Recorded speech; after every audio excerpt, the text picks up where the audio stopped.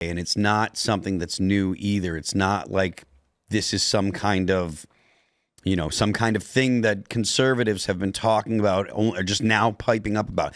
20 years ago, 15 years ago, conservatives were like, look, the media is against us.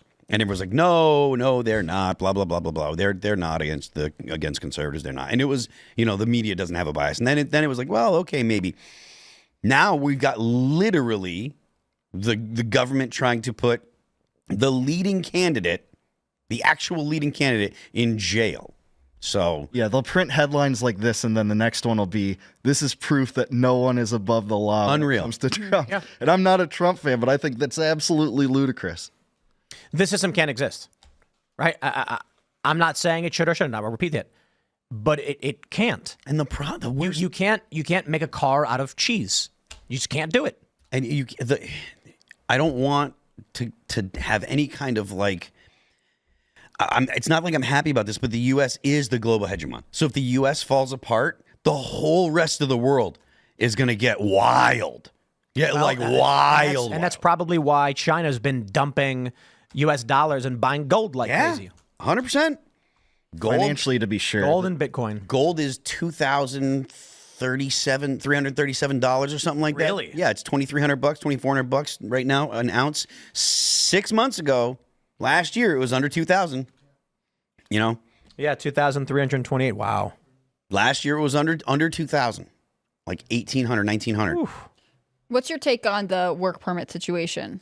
Well, I don't acknowledge that, again, the federal government has any leeway when it comes to regulatory authority over immigration. But at the same time, this is clearly breaking the law. So when it comes to the law and arbitrary dictatorial powers that are akin to like a 17th century emperor, I guess I'll side with the former if I have to pick between those two. But again, it's just clear how arbitrary this government is. It would make a lot of the founders blush when they're talking about condemning the British government, how arbitrary we are now, I think. Do you think that's the challenge that libertarians have? Like you're saying, ideologically, I don't think that this should happen, but practically, this is the challenge we're facing. I feel like libertarians, and we see this played out on a lot of issues, have high ideals, but then they have to face reality, and sometimes Absolutely. it doesn't apply. That's the libertarian quandary on a lot of things. That's to be sure. So how do you reconcile with it?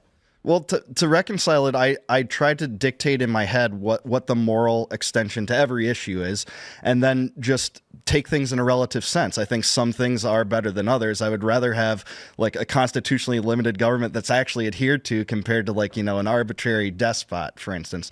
Although I'm not convinced I think that's kind of a utopian belief that there is a limited government, at least in the U.S., and I think the last decade is very big proof of it.